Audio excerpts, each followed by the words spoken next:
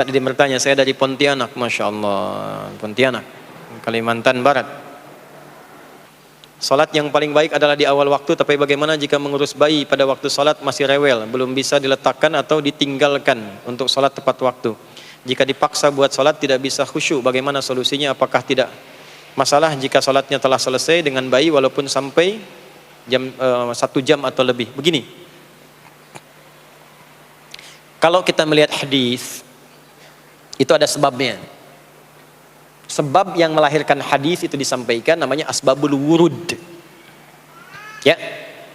Sebab yang menjadikan Quran diturunkan namanya asbabun nuzul. Nuzul untuk Quran karena turun, ya. Kemudian wurud dari Nabi karena diriwayatkan. Ya, ma warada 'anin Nabi sallallahu alaihi wasallam. Nah, hadis tentang salat pada waktunya itu ada seorang sahabat datang kepada Nabi sallallahu alaihi wasallam. Sebetulnya kisahnya ada 2. Ini menarik nih, yang satu pergi, ya datang yang satu lagi. Yang satu itu sholatnya rajin, cuman pada orang tuanya belum maksimal, bukan nggak baik, belum maksimal kebaikannya. Maka ketika dia bertanya, ya apa amalan yang paling disenangi oleh Allah dan Rasulnya? Ya maka Nabi katakan birrul walidain, berbakti kepada kedua orang tuamu. Ya Rasulullah, ya ayu amali afdal. Ya Rasulullah, apa amalan yang paling utama? Kata Nabi birrul walidain. Lalu datang yang kedua, ke orang tuanya baik, cuman sholatnya belum konsisten tepat waktu. Maka ketika bertanya, ya Rasulullah, ayu amalin afdalu indallahi wa rasuli, ya Rasulullah, amalan apa yang paling utama di sisi Allah dan Rasulnya? Atau kama qala Rasulullah sallallahu alaihi wasallam, atau kama qala as-sa'il. Maka Nabi mengatakan as-salatu ala waqtiha, salat tepat waktu. Salat tepat waktu. Maksudnya kamu ke orang tua udah bagus, ke ibu kamu memuliakan, ke ayah kamu luar biasa. Cuma kemuliaan itu juga harus kamu lakukan takrimnya kepada Allah. Salat tepat waktu. Ya, jadi dasarnya seperti itu. Di salat tepat waktu itu diantara amalan yang sangat dicintai oleh Allah dan Rasulnya dalam kondisi yang normal dan standar. Dalam kondisi yang kita dilibatkan pada kondisi tertentu yang tidak ideal, tidak standar, maka adalah bab fikih namanya mustasnayat, pengecualian disebut dengan darurat. Maka kaidahnya berbunyi ad-daruratu tubihul mahdhurat. Darurat itu menjadikan yang tadinya tidak ideal menjadi boleh, bahkan terkadang wajib dilakukan. Yang kalau dipaksakan ikut ke konsep awal jadi dosa. Contoh, sebelum ke ibu tadi, ada yang dokter di sini. Misal, dokternya akan melakukan tindakan. Tindakan itu berlangsung dari mulai jam 1 sampai ke jam 7. 6 jam tuh operasi. Dia ikut tuh dari zuhur, sudah bisa zuhur. Tapi kan akan lewat asar. Maka sekalipun dia bukan di sekalipun bukan di perjalanan, dia jamak zuhur dengan asarnya. Jangan sampai ketika dia sedang membedah, lihat jantungnya, baru mau solusi diberikan tahapan-tahapan pengobatan, asar berkumandang, Allahu Akbar, Allahu Akbar, sholat tepat pada waktunya. Mohon maaf ya, sholat dulu. Itu bisa celaka itu, secelaka. Ya maka yang dilakukan apa? Dia jamak sebelumnya, dia jamak dengan asar, ya selesai itu dia dapatkan maghrib nanti. Nah itu seperti ibu ini yang ada bayi, perempuan itu disunnahkan sholatnya berjamaah, ditunaikan ke masjid sepanjang ada 3 hal yang telah selesai urusannya. Yang pertama apa? Selesai urusan kewajiban dengan anaknya yang Allah titipkan melalui ibu itu. Jadi ada pekerjaan perempuan yang nilainya tinggi di hadapan Allah, dan itu jihadnya, nilainya tinggi dan lebih tinggi dibandingkan dengan seorang anak yang berjihad, berjuang secara militer. Bahkan nanti ada kisah di Al-Adabul Mufrad karya Al-Imam Al-Bukhari, seorang anak muda sudah ke medan perang. Lalu sahabatnya mengadukan kepada Rasulullah, ya Rasulullah sallallahu alaihi wasallam, si fulan ibunya sedang menangis sekarang, menangisi si fulan yang pergi berangkat ke medan perang itu. Kata Nabi, panggil dulu dia sini. Begitu datang, kata Nabi, irji', pulang ke ibumu, buat ibumu tertawa seperti engkau membuatnya menangis. Jihad dulu dengan berbakti kepada ibumu, baru engkau berangkat. Makanya nanti di hadis lain disebutkan ibu 3 kali, ummak, ummak, ummak, thumma abak. Ya, man abar ya Rasulullah, kepada siapa aku berbuat baik? Kata Nabi, ibumu. Nabi, ibumu. Siapa lagi? Kata Nabi, ibumu. Sampai 3 kali, thumma abak, baru bapakmu. Ada anak SD pulang dari madrasah, belajar hadis ini, ditanya oleh bapaknya, nak belajar apa? Hadis Nabi. Apa itu? Kepada siapa berbuat baik? Jawab Nabi apa? Ibumu. Lalu apa? Ibumu. Lalu apa? Ibumu. Lalu apa? Bapakmu. Berapa kali ibu disebutkan? 3 kali. Bapak berapa? Sekali. Coba kasih tahu ibumu yang ada di dapur, ibu disebutkan 3 kali, bapak sekali. Dia berangkat.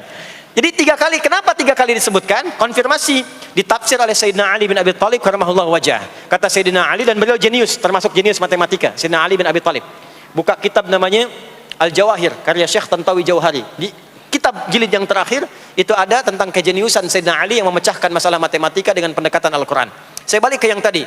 Kata beliau, seorang ibu dimuliakan 3 kali di hadis dibandingkan laki-laki karena ibu punya 3 keistimewaan yang tidak dimiliki laki-laki. 1, mengandung, laki-laki tidak. 2, melahirkan, laki-laki tidak. 3, menyusui, laki-laki tidak. Maka ketika ada seorang ibu tengah mengandung, melahirkan, dan menyusui, itu dimuliakan oleh Allah, perjuangannya jihad. Dan dalam masa-masa itu, mendidik awal-awal di awal itu ada toleransinya, ada daruratnya. Jadi kalau anak menangis butuh perhatian, dan itu bagian dari kewajiban, jangan dipaksakan kemudian, mohon maaf, tinggal dulu, berangkat dulu ke masjid, pulang lagi, anak dalam keadaan haus, tertinggal, jauh dari kasih sayang, itu nanti bisa berhukum dosa di dalamnya. Maka ada toleransinya. Kapan keutamaannya? Ketika dia sudah mulai bisa menenangkan anaknya. Ya, tenangkan, selesai, dia tunaikan sholatnya. Dan itulah waktu sholat yang ideal bagi seorang ibu yang punya kebutuhan di dalamnya. Kedua, bila aman dari fitnah di jalan. Ketiga, bila ada space-nya untuk perempuan. Kalau itu terpenuhi 3-tiganya, maka silahkan berangkat ke masjid. Tapi kalau tidak ada satu di antara 3 itu, jangan paksakan. Maka keutamaannya adalah di rumahnya. Maka sama nilainya dengan yang ke masjid. Hadisnya sahih. Hadisnya sahih. Seorang perempuan Ansar datang kepada Nabi SAW mengadukan tentang keadaan diri dan teman-temannya. Jadi istilahnya dia sudah rapat dengan teman-temannya. Tolong tanyain dong sama Nabi, enak banget jadi laki-laki, ke masjid bebas, jihad bebas, haji bebas tanpa mahram. Tanyain dong. Maka diutuslah seorang perempuan mewakili teman-temannya itu. Maka ketika mengadu kepada Nabi, kata Nabi, sampaikan pada teman-temanmu itu. Bingung perempuan itu, karena nggak pernah cerita kalau dia diutus. Kata Nabi, sampaikan pada teman-temanmu itu apa yang dilakukan oleh laki-laki, suamimu di luar rumah, sepanjang engkau ridha dan engkau punya tanggungan mengerjakan di dalam itu. Kama qala Rasulullah SAW, maka apa yang dikerjakan suami di luar rumah, engkau mendapatkan pahala yang sama tanpa dikurangi sedikit pun. Suami ke masjid, sholat subuh berjamaah, ibu tidak memungkinkan keluar karena ada tanggungan, disiapkan keperluan suami, berangkat, titip ridhonya, minta didoakan kepada Allah. Itu pahala suami sholat di masjid, ibu mendapatkan yang sama tanpa dikurangi sedikit pun. Ya. Dan lebih dahsyat lagi hadis yang lain, riwayat Abu Hurairah. Idza maridal abdu, atau kama qala Rasulullah sallallahu alaihi wasallam. Qala Rasulullah sallallahu alaihi wasallam, kama qala, idza maridal abdu aw safar, kutiba lahu mithla ma kana alaihi muqiman sahiha. Jika seorang hamba sakit atau safar berpergian, ya, atau dalam kondisi yang uzur, tidak bisa menunaikan amalan rutinnya saat dia sehat dan sedang mukim. Saat sedang sehat, sholat sunnah, tahajud, ya, baca Quran. Tiba-tiba apa? Anda safar, nggak bisa sholat sunnah, karena yang fardu pun dikosor. Ya, makanya jangan terlampau soleh ya. Ya, kalau sedang safar kan yang fardu aja dikosor, masa mau ditambah dengan sunnah lagi? Walaupun tidak dilarang, gitu kan? Walaupun tidak dilarang. Anda biasa puasa sunnah Senin, karena safar Anda buka. Itu karena kebiasaan Anda menunaikan puasa. Saat safar tidak puasa, pahala puasa tetap diberikan sempurna walaupun tidak puasa. Hadis sahih. Berbahagialah seorang ibu. Ibu biasa dalam masa sucinya, baca Quran, puasa, sholat sunnah. Tiba-tiba muncul masa haidnya. Begitu masa haid itu tiba, nggak baca Quran, nggak sholat, itu pahala bacaan Quran dan sholat sunnah dan yang lainnya diberikan sempurna tanpa dikurangi sedikit pun. Makanya kalau sedang masa suci, bu, perbanyak amal soleh.